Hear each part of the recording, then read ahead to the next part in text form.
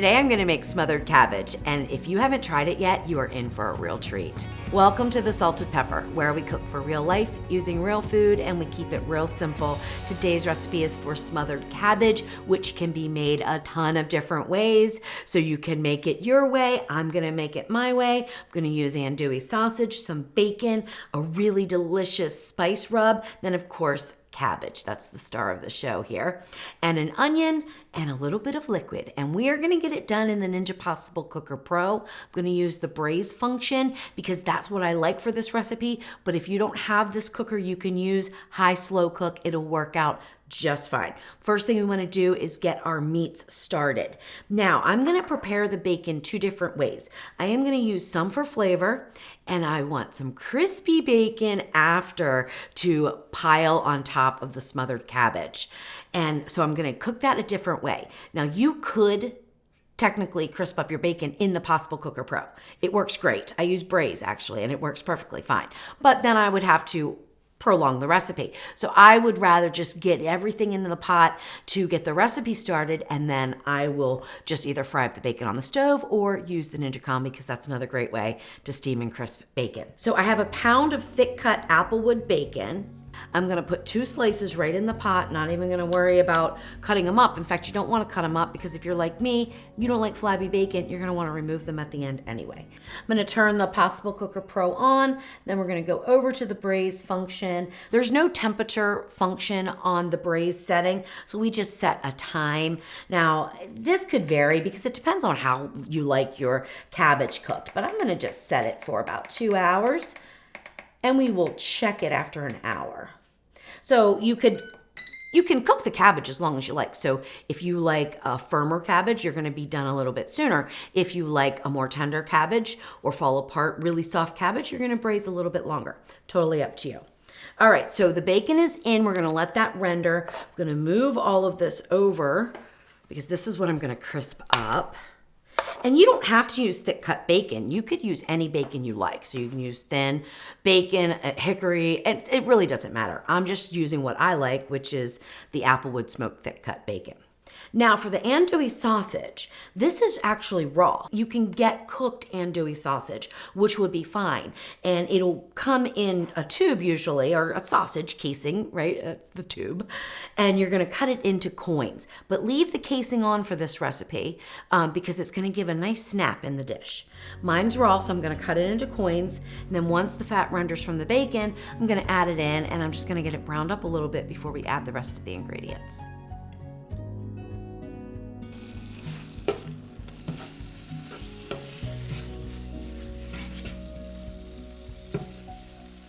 Once you see some fat coming off the bacon, then go ahead and add in the sausage to kind of brown up. Now, you can speed this process up by using sear saute on this appliance, but I didn't. I just thought I'm gonna go on Braise the entire time, and that's what I'm doing. It's gonna take a little bit longer than if you went on sear saute, which will be a little bit hotter of a temperature on high, and we'll get that bacon fat rendered out and get the sausage browned up quicker. But since we're gonna cook on Braise, I'm gonna stay on Braise right now.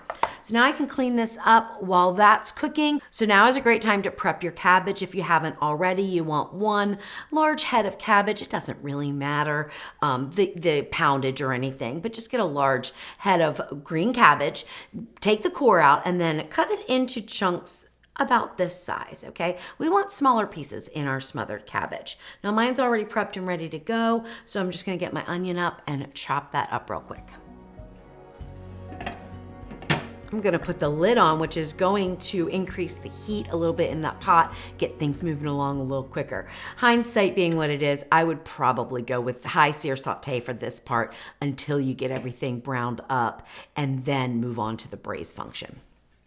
Now I'm gonna slice up my onion. I'm using a large sweet onion, but you could use any type of onion you want. You can use a yellow onion. You could use even a red onion. It really doesn't matter. And I'm gonna keep mine into fairly large chunks, but you could slice it, you could dice it, you could do whatever you want in your smothered cabbage.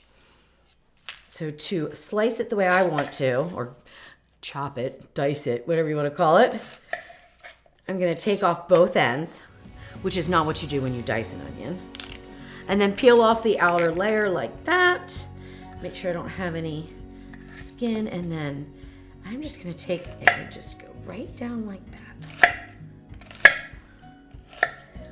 And we can just add it right on top of the cabbage. All right, there we go. Now I'm just gonna wait a few more minutes and then we'll get the rest into the pot and I'll talk about this lovely seasoning blend, which is super easy to whip up. Okay, I've made a decision. We are just about 15 minutes into the braise time and I am not getting the browning that I want. I'm gonna switch over to sear saute, which is what I should have done in the very beginning. So you do that, start off with sear saute. So I'm just gonna turn this off, turn it back on. And we have not harmed anything. Everything's gonna be just fine. I'm gonna go on high sear saute and it will preheat even though the pot's already hot. Then we will get this browned up in no time at all on high sear saute. So don't be afraid to make adjustments. And if you see something not working out, even if a recipe calls for that function, if you don't see it working out, switch it up. Increase the heat, decrease the heat. These are the little things that need to be done when we're cooking at home. We are only halfway into the preheat and we are getting so much more heat in this pot. So this is definitely the way to go. I made a good decision. Now I'm gonna just keep moving this stuff around until we brown up all the sausage. I'm not worried about the bacon because the bacon is gonna come out at the very end, especially like the flabby parts, because this will be smothered, meaning that by the time we serve it, it'll be pretty much submerged with liquid. Well, this is finishing browning. Let me talk about what smothered cabbage is, because my husband said, well, is it called smothered cabbage because it's loaded up with the bacon and, you know, like a loaded baked potato is called loaded. Is that why it's called smothered? I'm like, no, but that's good rationale. The reason why they call it smothered cabbage is because it is usually submerged in liquid and then covered and cooked for a long period of time. So they call it smothered cabbage. And that's why you can make it all kinds of different ways. There is no right or wrong way. I have read that usually it's got a little Cajun influence, and that's where my spice blend comes from. So let's go over that right now.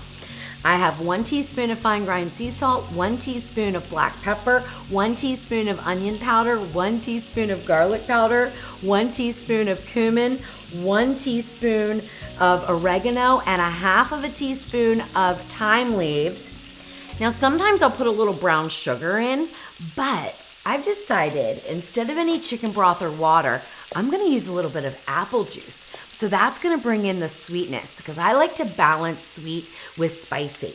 So the cayenne pepper, which I didn't mention because I'm gonna go over that right now, the cayenne pepper I have in here is only 1/4 teaspoon. It's gonna bring a little bit of spiciness. This is gonna balance that out to bring a little sweetness. Now you can make it as spicy as you want and you can use whatever liquid you want, okay? So these are just the things that I like to use. Let's give this another stir. And we are almost ready to add our cabbage and onions.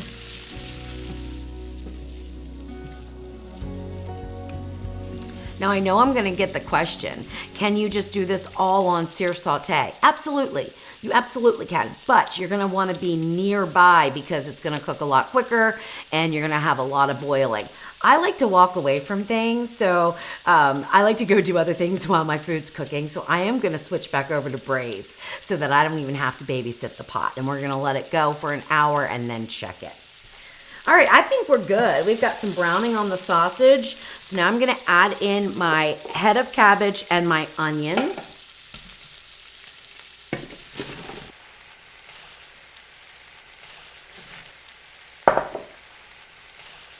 And then we're gonna sprinkle over that seasoning blend. You could mix it up or just sort of, it's all gonna mix up together. It doesn't matter anyway.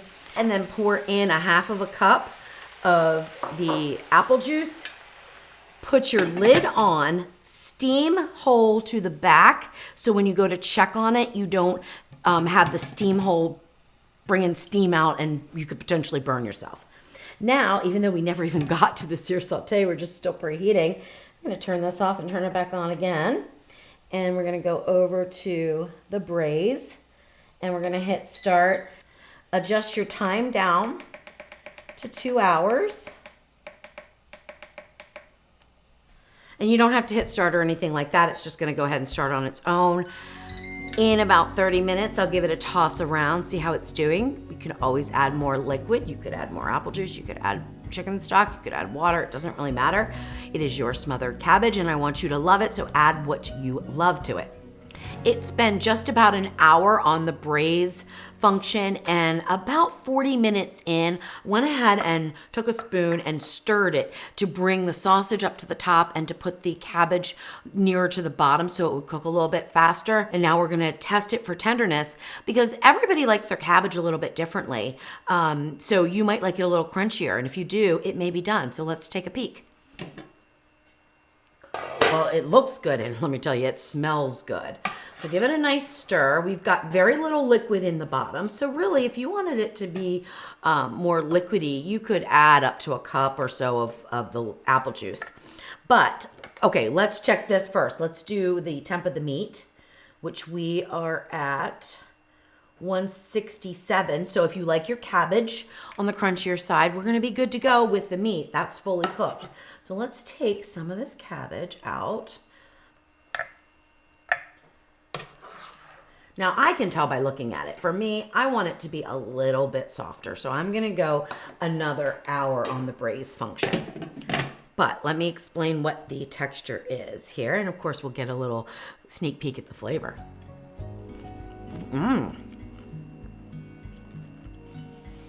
Wow. That is good. It is crunchy though, but it's really good. The flavors are amazing. A little spicy. If you don't like spice, I would definitely cut out the cayenne. Like I can really feel it. But we're also gonna finish this with butter, which will dilute that. Oh my gosh. For a little crunchy cabbage, this is delicious. But it's not quite right for me. So I'm gonna go another hour. We just have 2 minutes left on our 2-hour braise time. And let me tell you, this second hour really transformed this cabbage and brought out the liquid in the cabbage. So now we have pretty much submerged cabbage, which is what we want. And now we're gonna finish it up with some butter and bacon. And this looks amazing. It smells amazing. So give it a good stir, and you can see it's boiling in there now. This is so perfect. Oh my gosh. What a great cabbage dish, and so easy to make.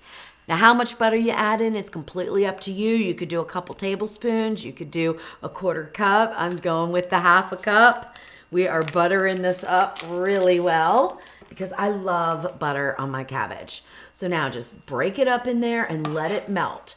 Now, as far as the bacon goes, you could add it in now, but you know what? I don't like to do that. I like to add in crunchy bacon, so I mix it in when I serve it. That is completely up to you.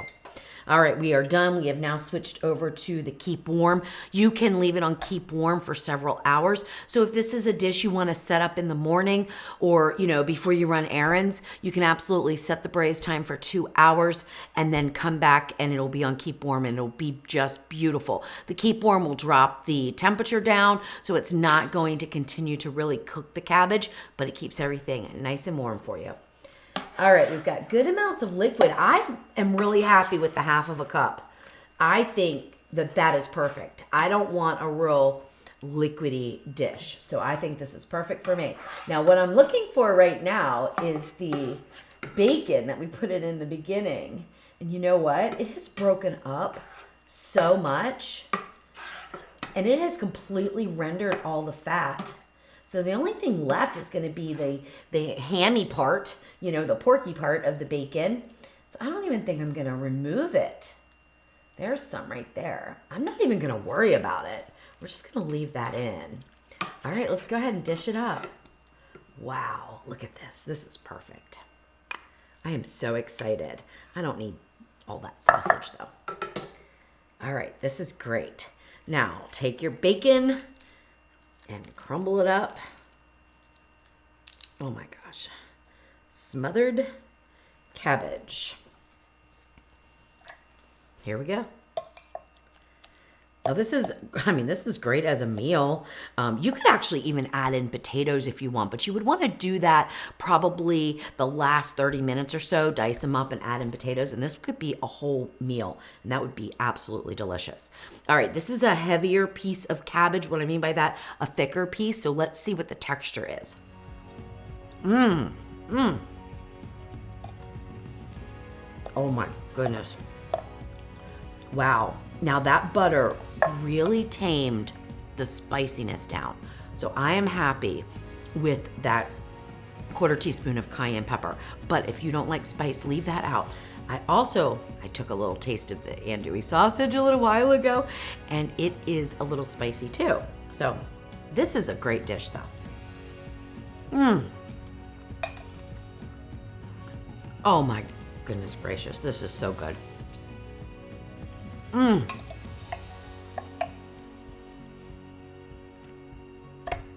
Wow. Oh yeah, I could definitely eat the whole bowl. It's amazing. And easy. Now, it's going to be interesting to see how this pairs with my smoked corned beef. I'll let you know.